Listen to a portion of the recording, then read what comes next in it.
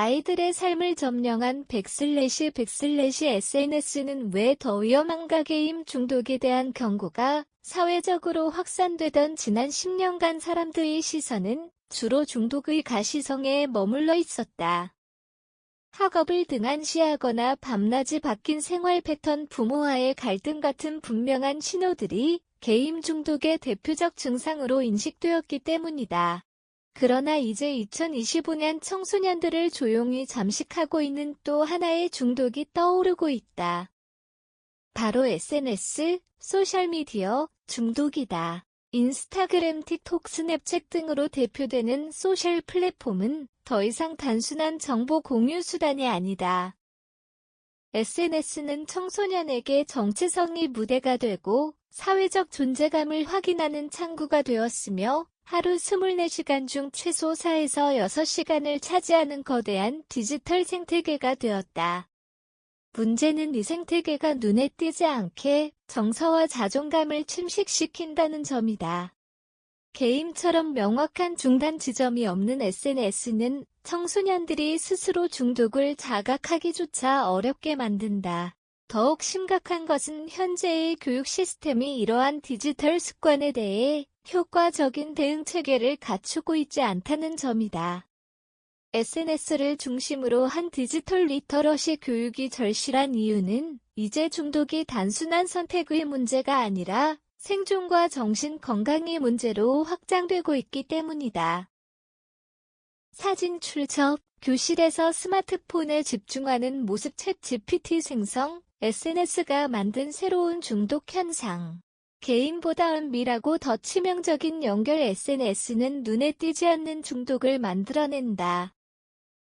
과도한 사용이 불러오는 정신적, 정서적 영향은 게임 중독보다 더 은밀하고 깊다. 청소년들은 좋아요와 팔로워, 수에 의해 자존감을 평가받고 끊임없이 올라오는 친구들의 게시물 속에서 상대적 박탈감을 경험한다. 이는 점점 더 심각한 정신 건강 문제로 이어지고 있다. 특히 틱톡과 인스타그램에서는 외모 비교와 자해 콘텐츠 노출로 인해 불안과 우울을 호소하는 사례가 급증하고 있다. 영국 케임브리지 대학교의 한 연구에 따르면 SNS를 하루 3시간 이상 사용하는 청소년은 1시간 미만 사용하는 청소년보다 우울증 발병률이 2.7배 높다고 한다.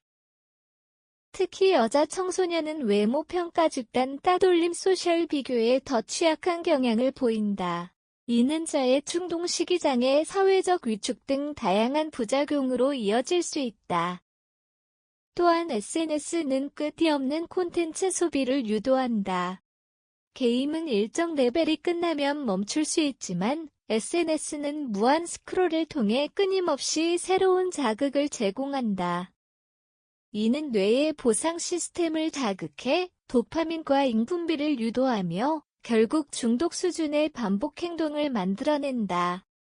더 심각한 문제는 이를 청소년 스스로가 중독이라고 인식하지 못한다는 점이다.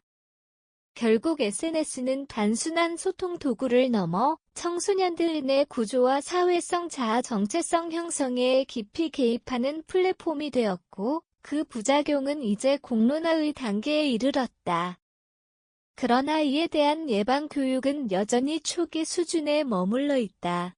사진 출처, 가족 식사 시간에 각자 스마트폰을 사용하는 모습, 챗GPT 생성, 예방 교육의 사각지대. 학교와 가정의 역할은 물음표. 모르거나 방법이 없거나 대응에 서툰 어른들. 청소년 SNS 중독이 사회적 문제로 떠오른 지 오래지만 정작 이를 예방하거나 대응할 수 있는 체계는 학교와 가정 모두에 여전히 뚜렷이 마련되어 있지 않다. 대부분의 교육 현장은 여전히 인터넷 중독을 게임 중심으로만 바라보며 SNS는 단순한 소통 수단으로 취급되거나 기술적 차단 중심의 대응에 머무르고 있다. 학교 교육과 정례 디지털 리터러시 교육은 대체로 선택적이거나 일회성 캠페인 수준에 그친다. 일부 선도학교에서는 디지털 시민의식을 강조한 수업이 시행되기도 하지만 SNS 중독이라는 구체적 현실에 맞춘 커리큘럼은 드물다. 교사들조차 최신 플랫폼의 작동 원리에 대한 이해가 부족해 청소년과의 디지털 소통이 어렵다는 목소리가 나온다. 가정에서도 상황은 비슷하다. 많은 부모가 자녀의 스마트폰 사용을 막연히 걱정하면서도 구체적인 대화나 가이드라인을 제시하지 못하고 있다. 공부에 방해된다거나 시간 낭비라는 식의 단편적인 비판은 자녀의 반발심을 키우고 오히려 몰래 사용하는 습관을 강화시킨다. 특히 맞벌이 가정이나 디지털 환경에 익숙하지 않은 부모일수록 자녀의 SNS 사용을 방임하거나 방치하기 쉽다. 결국 이 문제는 단순한 교육의 사각지대를 넘어서 세대 간 이해 단절의 문제로까지 확장된다. 디지털 세대인 청소년과 아날로그 세대인 어른들 사이의 격차는 단순한 정보의 차이가 아니라 삶의 방식과 가치관의 차이에서 비롯된 것이다. 이 간극을 줄이기 위해서는 학교와 가정이 SNS의 특성과 위험성에 대해 정확한 정보를 갖추고 청소년의 현실에 맞춘 전략을 함께 고민해야 한다. 실패하지 않는 디지털 예방 교육 무엇이 필요한가? 차단이 아닌 이해에서 시작하는 교육의 전환. 청소년 디지털 중독 문제에 효과적으로 대응하기 위해서는 단순한 경고나 기술적 차단을 넘어선 실질적이고 지속 가능한 예방 교육 전략이 필요하다. 과거에는 인터넷 사용 시간을 제한하거나 스마트폰 앱을 차단하는 방식이 주를 이뤘지만 지금은 이러한 방식만으로는 효과를 기대하기 어렵다는 사실이 여러 연구에서 확인되고 있다.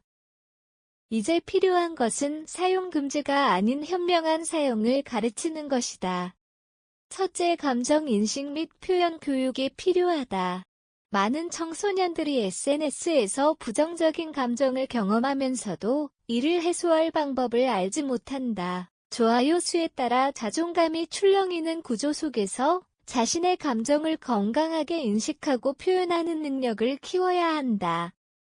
이를 위해 상담 교육, 또래 관계 훈련, 자기 존중감 향상 프로그램 등이 함께 이루어져야 한다. 둘째, 디지털 미디어 판별력을 키우는 수업이 필요하다. SNS에는 조작된 이미지, 과장된 성공 사례, 허위 정보가 범람하고 있다. 이를 무비판적으로 받아들이는 청소년은 현실과 이상 사이의 괴리에서 심리적 불안을 겪는다. 따라서 콘텐츠의 진위를 판단하고 광고와 알고리즘의 작동 원리를 이해하는 미디어 리터러시 교육이 필수적이다. 셋째, 시간 관리 및 자기 통제력을 키우는 훈련도 중요하다. 단순히 사용 시간을 줄이라는 조언이 아니라 실제로 하루를 어떻게 계획하고 자극을 어떻게 조절할지에 대한 훈련 중심 프로그램이 필요하다. 예를 들어 디지털 디톡스 챌린지나 SNS 절제 달력 같은 체험형 활동이 좋은 예가 될 수 있다.